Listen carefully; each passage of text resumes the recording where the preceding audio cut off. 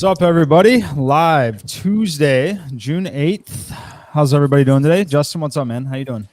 I'm good. It's going to be a great day. It's quite the opposite of yesterday in terms of baseball action. Yesterday was a little crazy. We had the Boston game sort of voided with a pitcher change, which was a little annoying.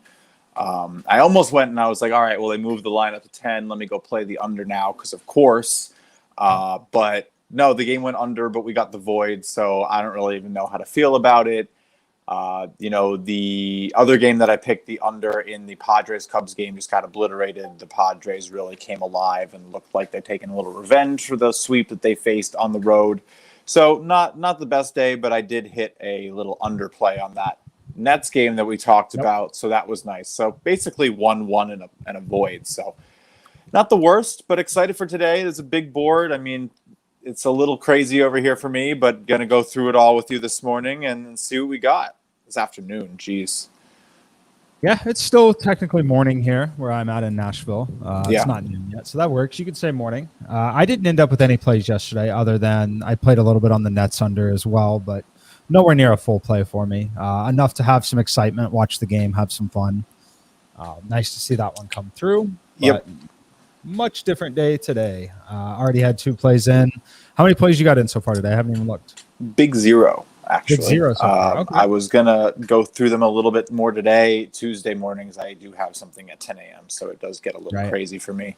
But no, I'm eyeing the total in the Reds game. I really think that one's probably going to go over. We'll talk about it a little bit more, but that's probably going to make it onto my sports line play today. There's a lot of good stuff. I mean, everything starts at 7, so there's really not like a huge rush. I wasn't going to be able to get opening line action anyway, so I'd rather get everything right rather than try to rush it and force it. Yeah. But let's get started. I'll let you sort of take the lead. Anything that really caught your eye at the 7 o'clock or 6 o'clock your time? Just looking at the Baltimore Orioles tracking some sharp money again. They're playing the New York Mets. This will be a decent little park shift and league shift for the Mets. So the lineup is terrible still, but they are going to have a designated hitter in there facing Bruce Zimmerman, someone we've actually been wanting to pick on for the most part this season. Yeah. But this Orioles team has been good against left-handed pitching, right? I think that's the thing that we got to talk about here, and they are tracking the sharp side here. Do you have any thoughts on them being the sharp side? I kind of leaned over initially. I obviously didn't get it here. I think that, Jake's on the same page here, says he likes the over as well. That is certainly where I lean because I do want to pick on Zimmerman quite a bit. I like the Mets offense. In terms of daily fantasy, I'll have a ton of Lindor today for sure. So. Yeah, I mean, just taking a look at what Zimmerman's really doing this year, I mean, his max EV is literally like the worst. So in the league, bottom 1 percentile. So that means he's going to get kind of lit up here. People are hitting him hard. His expected batting average is .295, which is bottom 6%. Slugging .557 is bottom 3%. I think you're getting the picture. His expected ERA is 6.25. His current ERA is 4.96. So he's basically getting destroyed. I mean, we can look at sort of his game logs really quick. I don't know how his recent performances have been. He pitched once he pitched a bunch in April and May. He's coming off of a game at the Twins. Yeah, it's actually been a little better. His performances were a lot worse recently. He was able to, play the Twins last time and only gave up 2 runs over 5.1 innings, 7 strikeouts. So I don't know, maybe, but the whip numbers have been like 1.53 every start. So it's the balls in play that are the issue for sure. Yeah, this could be a real nice spot for the over. What is that looking like the sharp side too? I mean, I'm seeing money on the under, which is really interesting at 9.5. Yeah, I think that there's a little. I mean, yeah, there's money coming in. I wouldn't call it sharp money by any means at this point. The only sharp indicator on the game is the Orioles. Makes a lot of sense to me. Also, Peterson is equally as bad. Looking at the expected data, there are now 283 pitchers in Major League Baseball that qualify, that have had enough balls in play. Again, that's starters, relievers, whatever it may be. Yeah. We're looking at number 260, David Peterson, and number 272, Bruce Zimmerman. Two of the worst possible. It might be one of the worst possible starting pitching matchups we could see in this current form in Major League Baseball. I think the only other realistic option that we could have seen would have been Randy Dobnak and Dallas Keuchel. Would be like a White Sox Twins game of that nature, which would also probably carry a total of 9.5 as well if that happened. So yeah, I lean towards the over in this one, but I would have wanted it at 9, not 9.5, to go ahead and play it. But fortunately, we get to play daily fantasy if you want to, and that is probably going to be my preferred method of attacking this game, is to stack these teams in daily fantasy. Could you imagine if the daily fantasy prices changed as the market came in, and you were They kind of try to. They used to. Right. There were sites that used to, but they don't now. No. It'd be crazy. Actually, I'm looking at it right now. To get somebody at a low price, or else it's going to be $500 more expensive later in the day because everyone's playing him. That would be such an interesting twist. We'd have such a more interesting show, a whole second part. But no, I mean, I don't want to spend too long on this game. Yeah. You know, I feel like Zimmerman might honestly have some better potential in terms of like strikeout potential, and his walks are lower. It's more like it looks like he just sometimes doesn't have, like, he doesn't get the spin rate he needs on his pitches, or he doesn't get the placement right and they wallop him. But yeah, I'd probably lean over, and I'd probably go with Baltimore here. It does seem like it's the right side.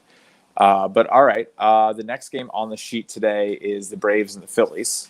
This one looks pretty interesting. Negative VMI for Atlanta of -3. But, you know, this isn't Citizens Bank Park isn't the worst place to hit. What are you thinking? Yeah, it's certainly not the worst place to hit. I think that we just mentioned how bad some of those starting pitchers were. The one that we must mention in that is also going to be Drew Smyly. 377 expected weighted on base average, expected slugging 550. Brutal spot for them. I think that this line is actually pretty appropriate. I kind of get some of the sharp money coming in on Atlanta if Smyly can limit the damage the first 1 to 2 trips through the order. I definitely like that a little bit, but overall, Smyly has some very, very concerning numbers here for me.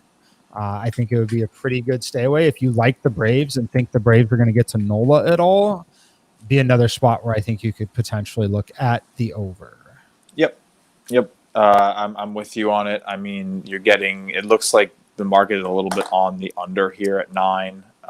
I'm seeing sharp money on the over though.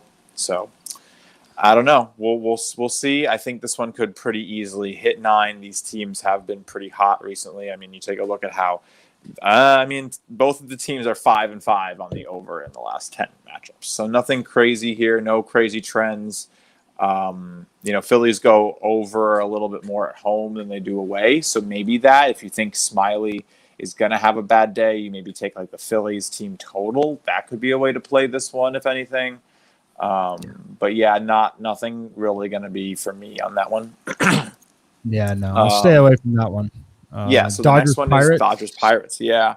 I mean, 60 air density, but low VMIs. Any thoughts? Yeah, I mean, some of it's a product of the park a little bit. The air density is awfully low for Pittsburgh. Right. A little time shift maybe for the Dodgers. This is basically going to play like an afternoon game for them. So, something to kind of consider a little bit there as they are on the East Coast. But other than that, I don't have a ton of thoughts on this one. I think that they are the better team. They should win.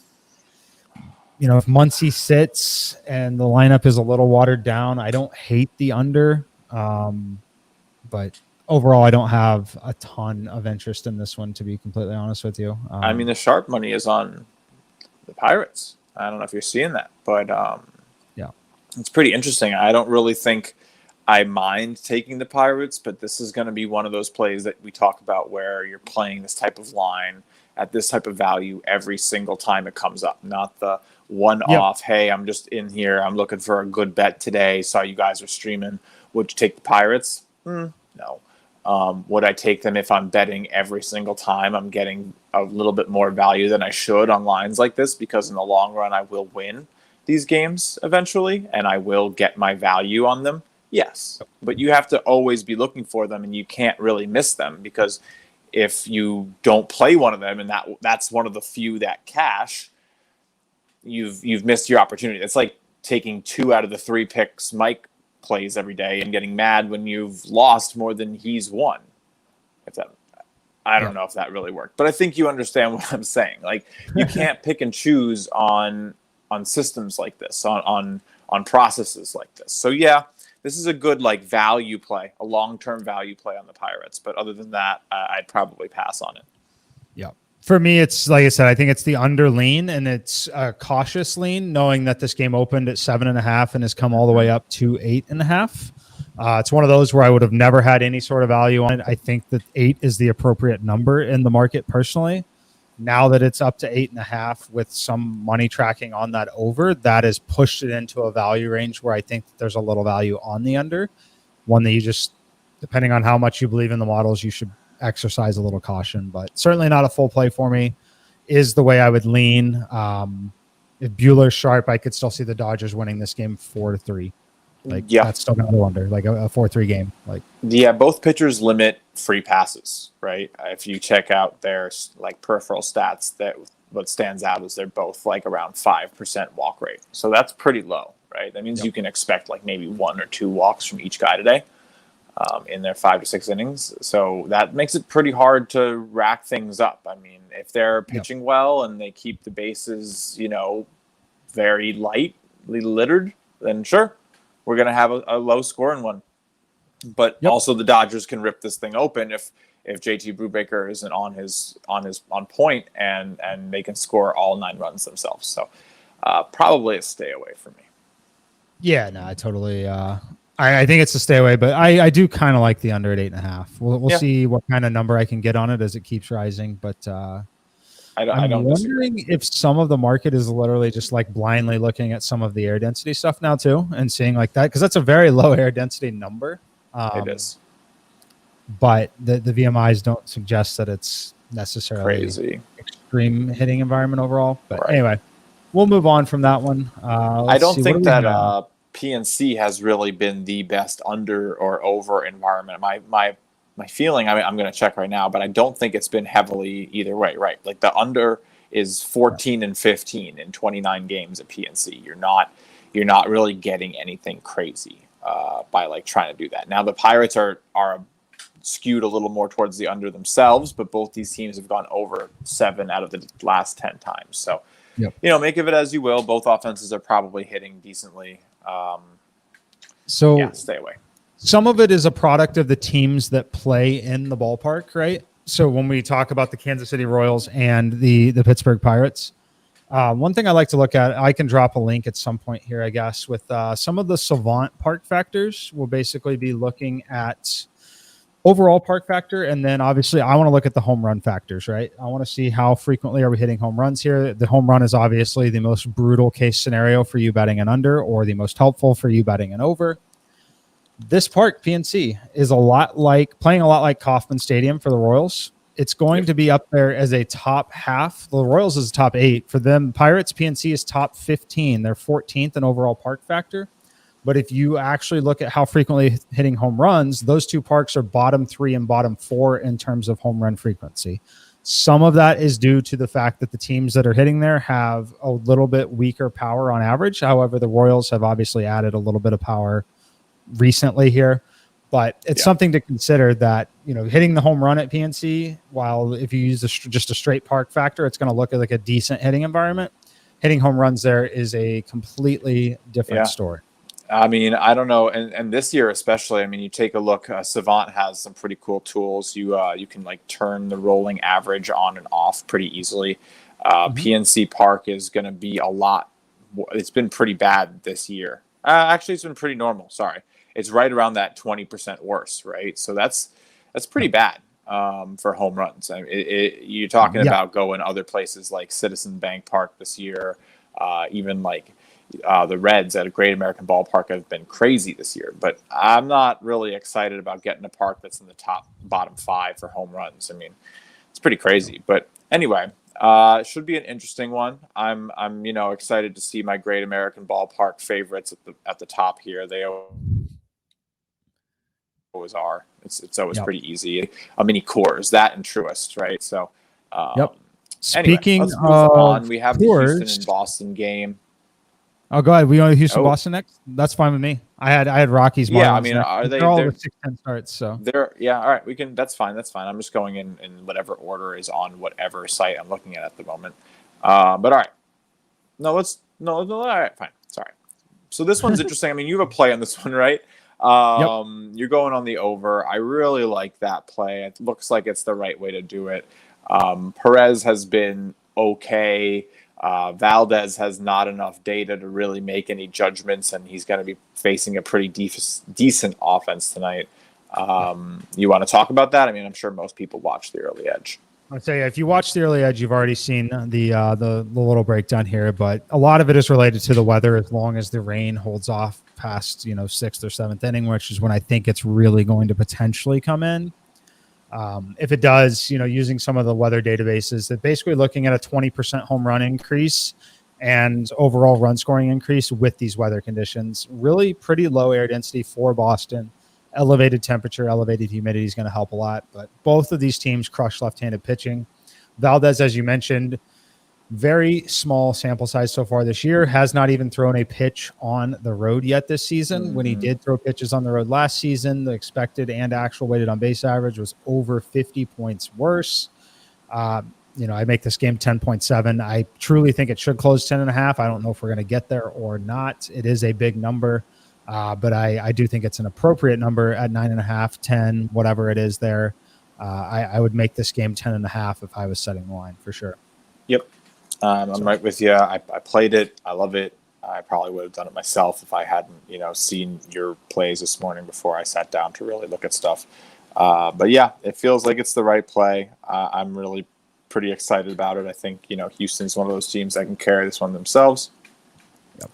And it looks like it has the sharp money for a reason. So I'm not going to talk too much else about it. I know our guy, Zach, is taking Houston to keep his streak alive. So, yep. I don't know if I'm jumping on that one. I always worry about, because I have not been playing all of Zach's picks. So I'm not going to sit here and try to hop on at the end of a 7-0 run. And I just, I usually just play my picks and maybe a couple others from maybe you, or that's really it. Or if we come up with something on the show. So, but he's doing really well. He's on the Astros. So excited to see if maybe he can keep it up. We always love to see our own do well. But all right, Rockies Marlins. So my guess is you were going to talk about my favorite thing, the Rocky Mountain come down.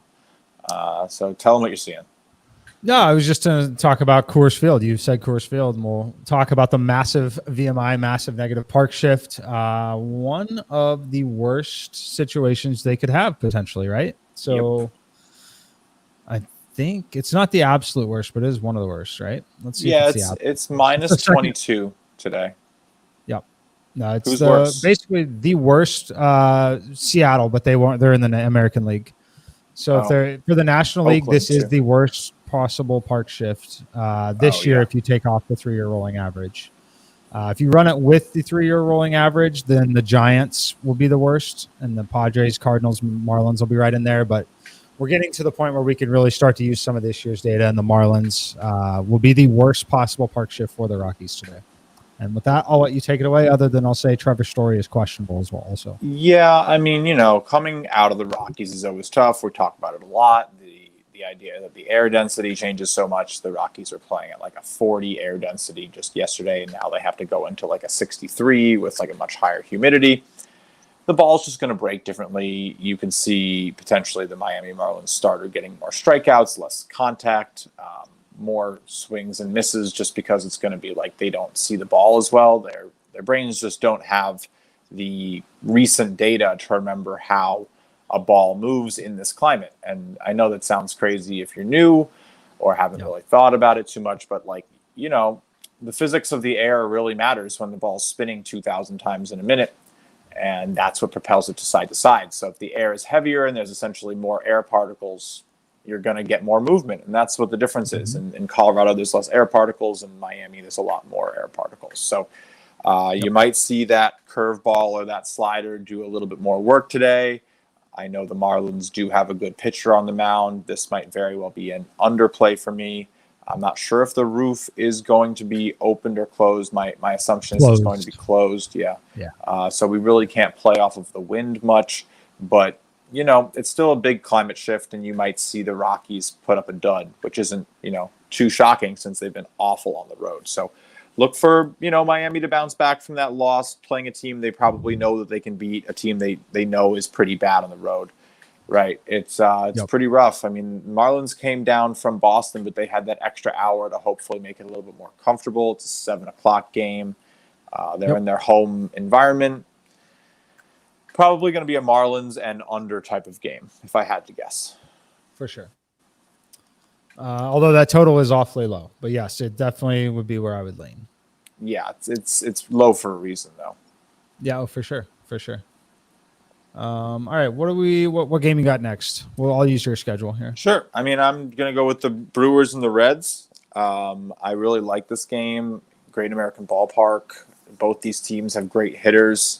I don't really love looking at matchup data, but I saw some pretty crazy matchup data. I think Winker has like 5 home runs off of this pitcher in his career, which is pretty crazy, and like 13 at-bats. Suarez has 2 as well. So I think there's some pretty interesting history here, and we've just talked about it. It's a possible light rain, humid day there, 75 degrees or so going into the evening.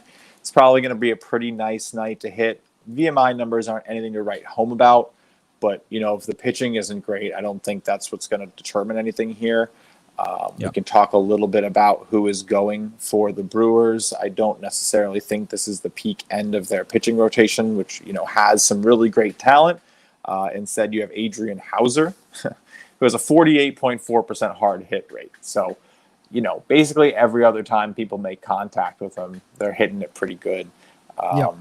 He's a below average pitcher. He's walking 10% of his batters. He's going to give free passes, and that's a recipe for disaster at Great American Ballpark. And I don't necessarily think that, Sonny Gray is going to be immune to a hot offense, honestly. The Brewers are pretty hot, so it wouldn't surprise me to see this one hit 9, 10, 11 runs tonight without much problem. Yeah, no, that's my lean. The only caution I'll have is obviously the weather. I think that the weather is going to be the biggest issue here. They'll probably get it in, but there's a lot of heavy rain before the game. Makes sense. So hopefully they are prepared to deal with it, and maybe we see this game delayed an hour or two, and then they go ahead and play it. But as long as they can keep the field dry enough, right now I think it should be fine. I would definitely lean that way on the over for sure. It's probably my play of the day. If I had to make one, that's probably going to be the one you see me get on Sportsline. So, worth noting, Joey Votto could return for the Reds. Doesn't hurt, right? Does not hurt when you get an on-base machine up there. It's still at 8.5 too. So and it's minus 110. So you're not really going to be paying all that much to get this one today. So I'm on it. I think it's a good pick. Yeah, 8.5. I would like it. Obviously, I would want to get there. I mean, then obviously you're not adding a loss condition at 9, but right. I would like to get this one at 8.5 if I agree. If I could. So all right, don't need to spend too long on that one. Next one is Mariners Tigers. Interesting. I know the Tigers are the sharp side. Are you with that? You think the Mariners are the worst team? These are kind of bottom feeders, in a way. Yep. They are. I think Matthew Boyd is clearly the better starting pitcher. I like the way the Tigers have really started to play a little bit here. I can get behind them being the sharp side. It's a travel spot for the Mariners as well. Oh, interesting. I don't have a massive take on the game in any sense. Like I'm not eager to lay really any juice with this Tigers offense, to be honest with you. Right. If you think they can get to Boyd, I think that the over is going to become interesting pretty quickly, but I don't have a strong take on it. With 15 games on the slate and several edges already, this one was very, very easy for me to skip over. Yep, definitely agree. Continuing, the Nationals and the Rays. Again, you're getting to play in the Dome today. Anything about this? I mean, I know they have Glasnow pitching today, right? Yes, this is a Tyler Glasnow start. Facing Juan Soto and Josh Bell. I mean, it's going to be interesting. It's going to be very interesting. This one almost falls into the category of one of those games that I think if you're committed to doing it long term, you could probably take the extreme value on the big dog.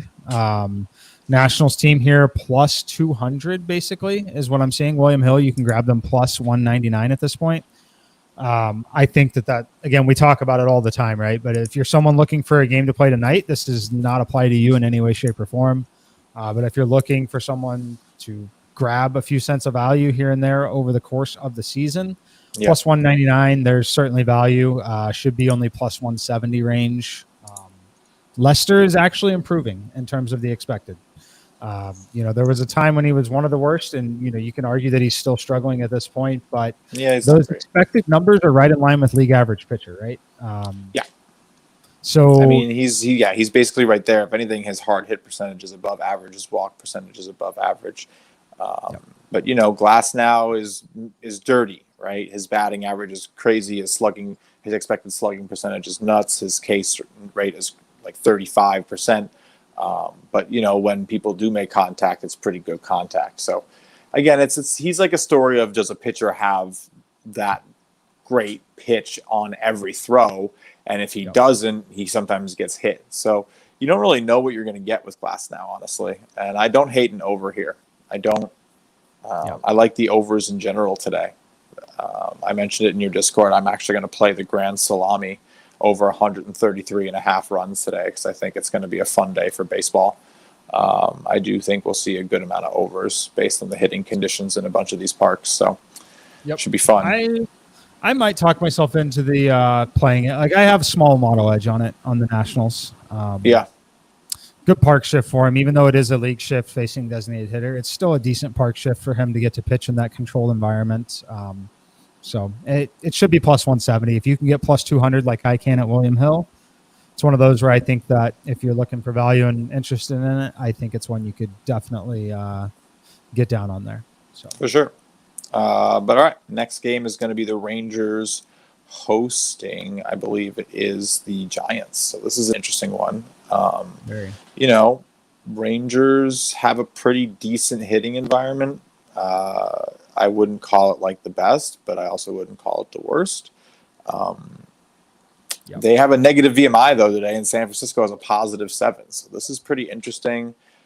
I'd probably lean Giants. I'm not the biggest Texas Rangers believer. I don't think their offense is very good. I think they have a lot of hit or miss guys in terms of strikeout potential. I don't know. Do you have any take on this one?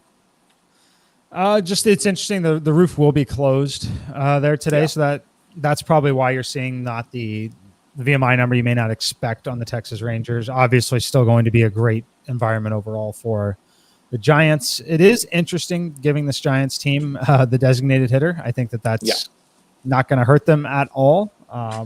Alex Wood, Lyles, like I don't have a strong take on it. I get why some of the money's coming in on the home dog. The Rangers offense is sneaky at times, but overall, Lyles is someone that I'm obviously concerned with. 362 expected weighted on base average, not great. No, not great at all. Actually, really, really bad, and like a 0.4, like a 50% slugging expected. So like, I don't know, man. This guy, he could blow up at any time. I've talked about him before. He might honestly have one of the worst fastballs in the majors. Pretty gross. I don't really think you're going to sit here. That might be why we're getting. They're missing. It is a little more watered down lineup. Brandon Belt is still questionable. If Belt plays, maybe this is indicating that we think Belt's not going to. Chris Davis, who hits left-handed pitching well on the other side, is also questionable. I can't. I don't have much interest in this game. I don't think this is a play for me. He's just not great. I don't love his placement. He has decent slider placement, but his curveball placement's rough for Lyles. That may be an over. but yeah, leaving it alone. Next game is probably the biggest one in terms of powerhouse offenses this year. You have the White Sox and the Blue Jays.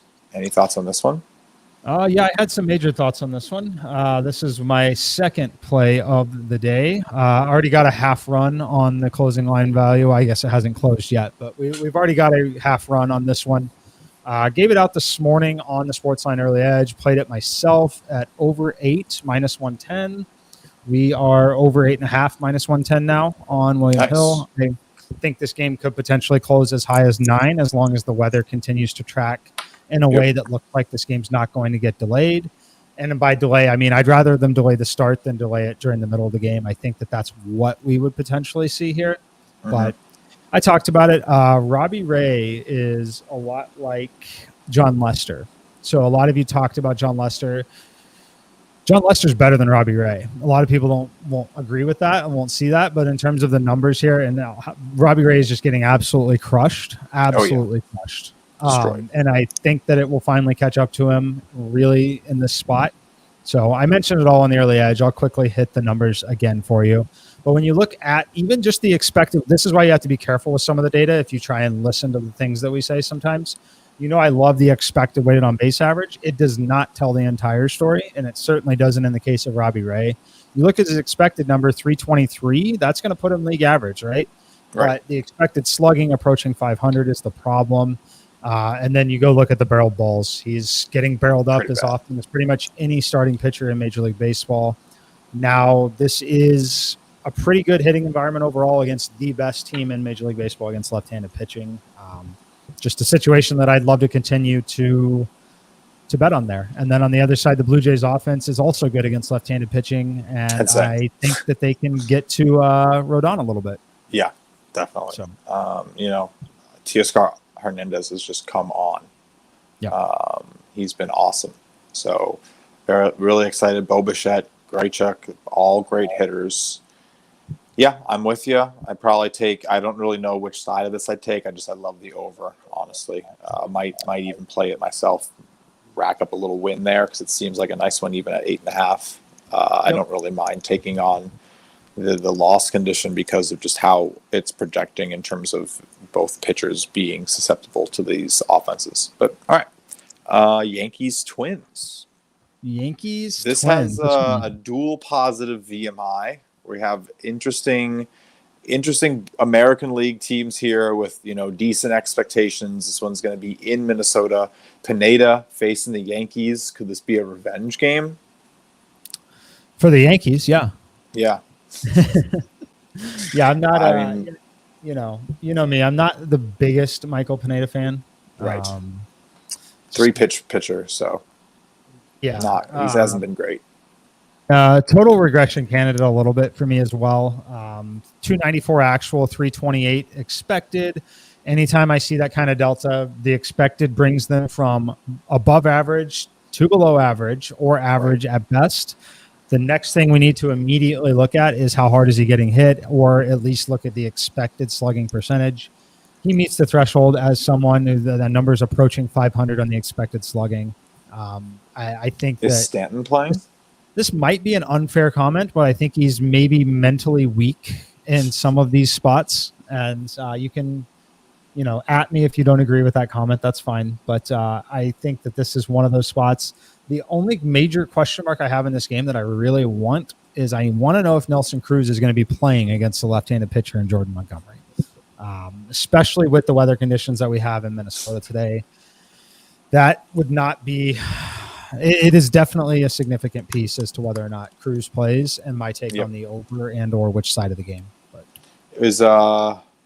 what about Stanton? Is he going to be playing? He is definitely playing. Well, I say definitely. The Yankees can do whatever they want with their lineup, but there's no reason that Giancarlo Stanton would not be in the lineup today. He's been incredible. I was looking at his numbers. He's 100th percentile in like everything this year.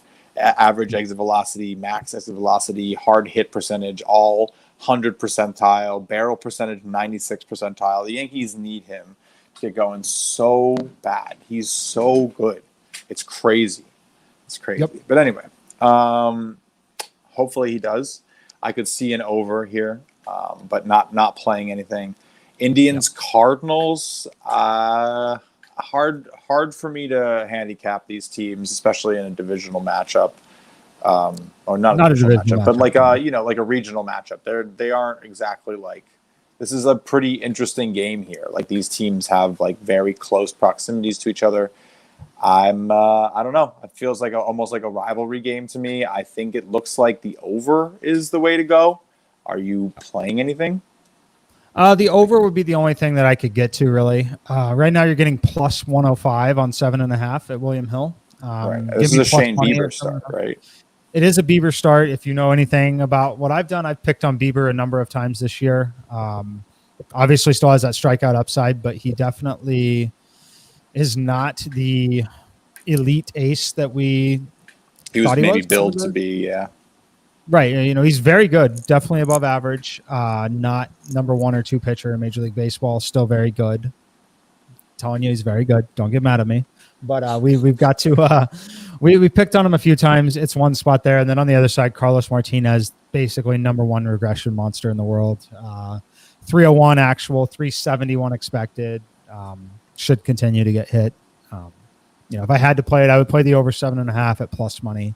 But I have no play on the game. I'd like to say I'm going to just sit back and watch it, but I will not watch a single pitch in this game either. Yeah. Feel you.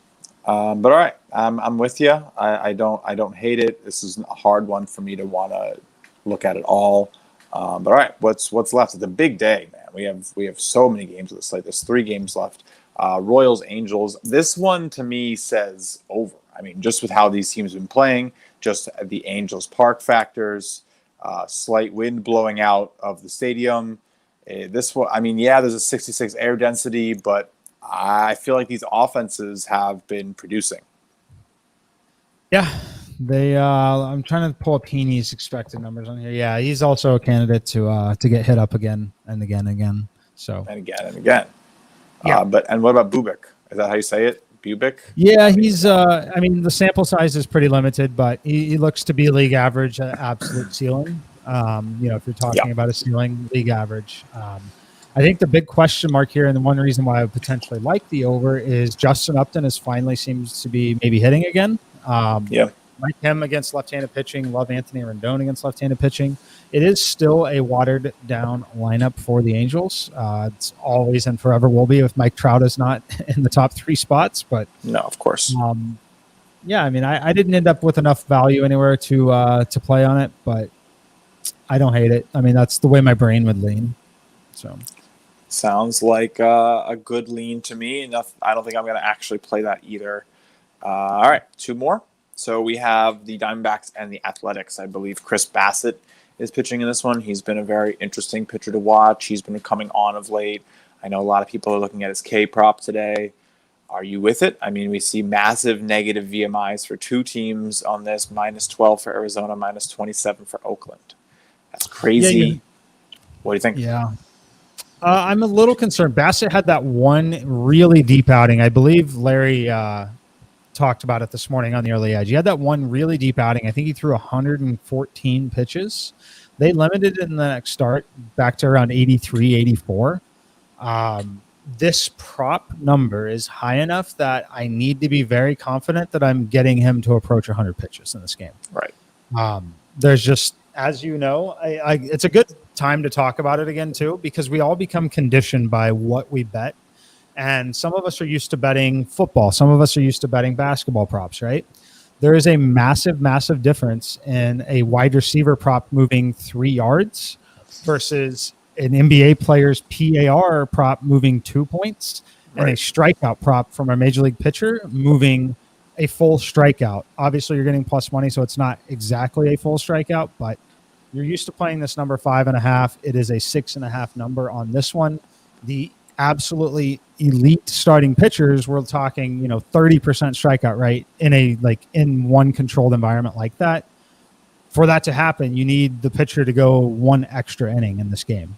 Yep. So it's really going to come down to it. If he doesn't get out of that 6th or 7th inning here, that it might be trouble for an under. We'll see. I don't hate that one. That's definitely a pretty strong lean for me, honestly. I mean, 70 air density. It's pretty crazy. And I mean, the Oakland Coliseum has some pretty strong park numbers behind it. So, I'm with it. It should be interesting. Not going to be a full play, but definitely one of my stronger leans of the night. Talking about the under on that game, correct? Yes, I am. Yes. My only concern on it is under 8.5 is -120. I'd like to avoid the -120 personally, if possible. Think it's moved a little this morning.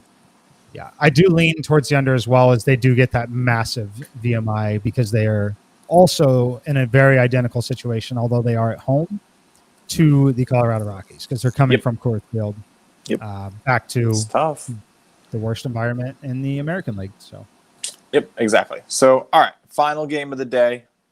We have the Cubs, Padres, late one tonight. I fell asleep before this one finished again last night, so I woke up at I think 2 a.m, and I was like, "Oh man, I lost." Great. But yeah, that's what happened. So we're going to leave this one alone for me. I mean, my guess is that the Padres continue to, pound the Cubs a little bit here after, they got swept. It's probably an important series for them, and they feel good at home. They looked good yesterday. Offense was clicking. Azalea did not have it. But, that's the way the cookie crumbles on that one.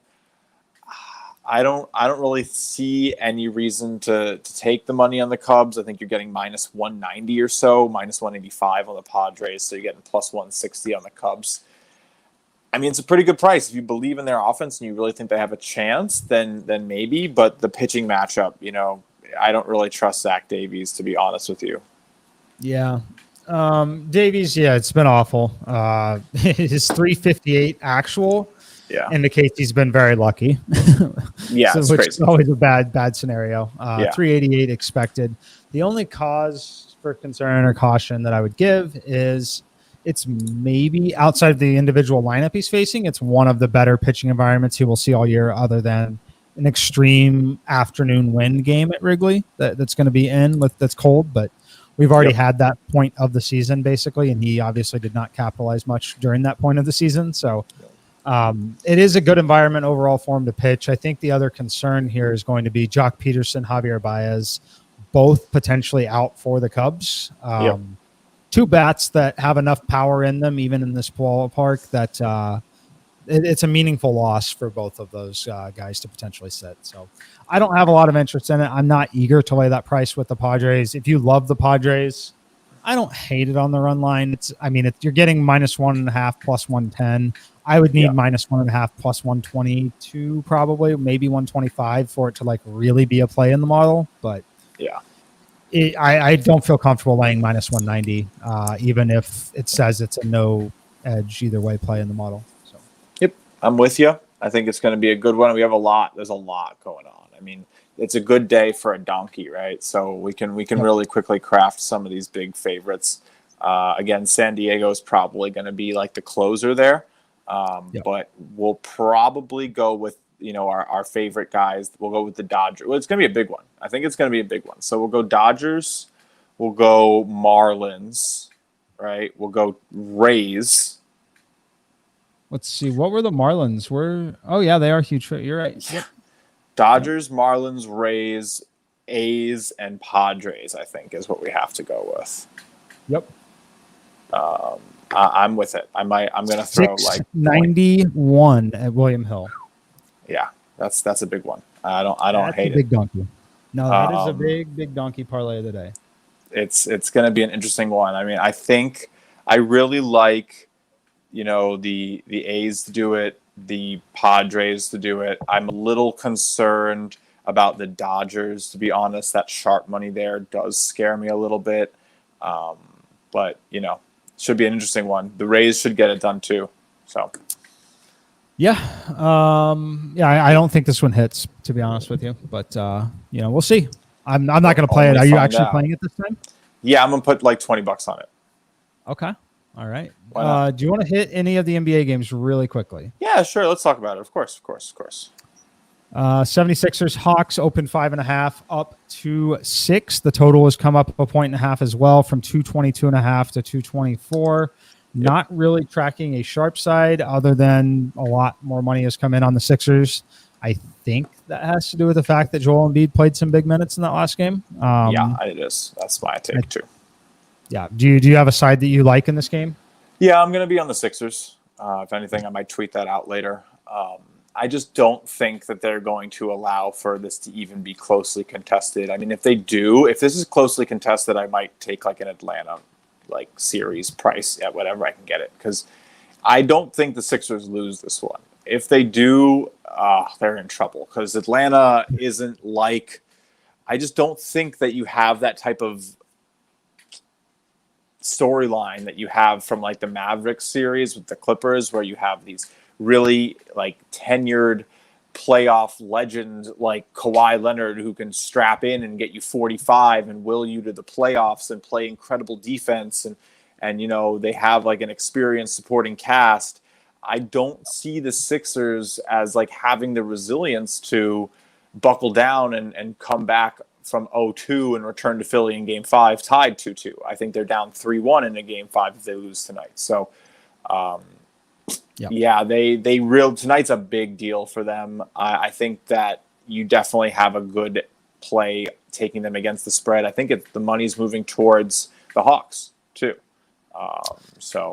Yeah, I think it was pretty lopsided on Philly initially. I will probably be on the other side at 6 to 6.5, even potentially. It is still a big, significant number in the playoffs. It is. We expect these games to be 1 to 1.5 possessions, not 2+.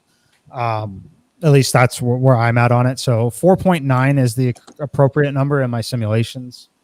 I think the only caution I can give with the 76ers is Embiid does still have a knee issue. He just played a lot of minutes. He's obviously listed as questionable. He's going to be listed as questionable for every game of the playoffs, no matter what. He's going to play. He's going to try to play. It's not going to shock anyone if he has to leave with an injury at any point. So I think that while it's unfortunate to talk about, it's unfortunate to think about, it is not insignificant and not something that you should just blindly assume that you're getting 30-plus minutes from Joel Embiid, in my opinion. No. Yeah, and I think, you know, taking the Hawks is a good way to maybe find an edge on that potential, right? I think if you're playing the 76ers, you're pretty confident that he's going to make it through the game. I mean, if he doesn't, they're in trouble. So, you can take that injury into consideration and take the Hawks. I don't hate it, but I definitely see if he is to stay healthy, I think the 76ers go on to take Game 2, tie the series, do it emphatically. I think they got surprised. I mean, that's what happens. Trae Young comes out hot. They come out like really quick. We saw the 76ers almost came back and won that game. And you know, you think you're kidding yourself if you're sitting there thinking, oh man, the Hawks are the better team. You know, the better team doesn't blow a 20-point lead in the first game after, you know, they cruised through the Washington Wizards. They probably didn't think it was going to be a big deal against the Hawks. They just mentally need to get checked in. And I think tonight, realizing it's a must win, we're going to see essentially the 76ers in a must win scenario for the first time all season. So, I'm backing them. I don't think we've seen that yet. Yep. Last one. I love this one. This is going to be interesting. Cannot wait to get your take on it. The Clippers and the Jazz here. Looks like 3.5 is the number for the Jazz, favored at home. That is exactly where this one opened. Total hasn't really budged much either, 221.5. I have a pretty strong opinion on this one. What's yours, or do you want to hear mine first? How do you want to do it? No, I'll go first. I think I'm gonna be on the Jazz, honestly. I'm just, you know, thinking the Clippers are coming off of a pretty rough series, having played 7 games. The Jazz are pretty rested, ready to go. And I don't think that the Clippers are going to come in here thinking, oh man, if we don't win Game 1, we're screwed. I mean, they just came back from an 0-2 and a 3-2, right? They've won 2 games in a row. Twice, so in pressure situations. So I don't think that they're going to have the biggest desire to try to challenge the Jazz in this Game 1 away from home. I think it could be maybe a spot where they maybe even get blown out. But I'm interested to hear what you say.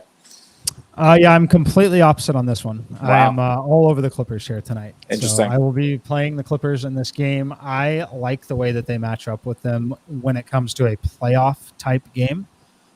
Mike Conley being questionable, potentially not playing, really, really helps what I like here. But I think the combination of Paul George, Kawhi Leonard in significant minutes, trying to limit or shut down Donovan Mitchell, I think that's going to help a ton.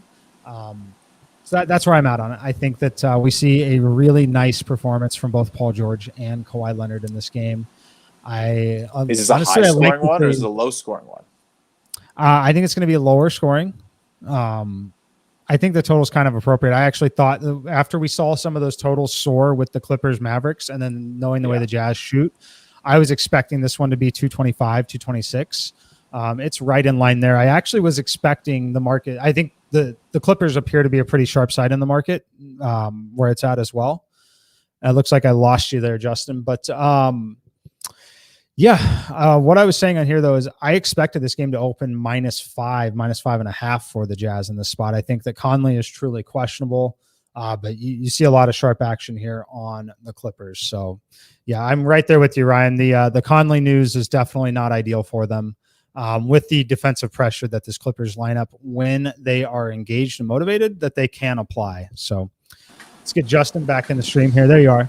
I don't even know, man. My Safari just crashed, so Gotcha. That'll happen. But I'm assuming you were talking about, this one potentially being. You were saying it was relatively accurate, but I won't make you repeat it. My guess is that you're probably going to be correct on taking the Clippers here. I really haven't spent too much time on it. That was more like a gut feeling. I don't really, for sure, handicap the NBA. I'm planning on doing it next year, but just trying to get stay as organized as possible and focus on MLB, just get through a good season here, which I think I am. I think I'm up like 8 to 10 units right now on the season. Been tracking pretty loosely, but it hasn't been awful. So whatever. Anyway, I think we have 2 great games tonight. I'm really excited to see what the Clippers do. I know I've been obsessed with my new Moment Ranks Top Shot DFS thing that I've been playing. So I almost took it down last night. I'm going to get it, but we're nice. Close. So I'm really liking, I think that, the Jazz might have a good, play on terms of the defense. The Clippers do drive the lane a lot. I'm interested to see how Rudy Gobert and the defensive presence around the rim make a difference. They didn't really see that too much. I mean, Boban is a great rebounder, but I wouldn't call him this defensive presence for the Mavericks. Rudy Gobert is, elite in terms of defense around the rim. So I'm really excited to see how that aspect plays out. If the Jazz are going to destroy the Clippers, it's probably going to start from there, right? We'll see. Should be a fun one. We will see. That's definitely the one I'll be watching the most tonight. That's one of my stronger takes here is we see ridiculous performance from them to both of them. Ryan mentioned it here. I'll throw it up on there. I think they're going to go out and try and steal game one, send a message. So we will see. Thanks for tuning in, guys. I believe we will be back tomorrow. I think the Sportsline stream got bumped up to tomorrow as well. Yes. So we might have an abbreviated version of Market Movers. We'll just have to see what everything looks like. But as always, subscribe, get those notifications, and we will see you guys tomorrow. See you.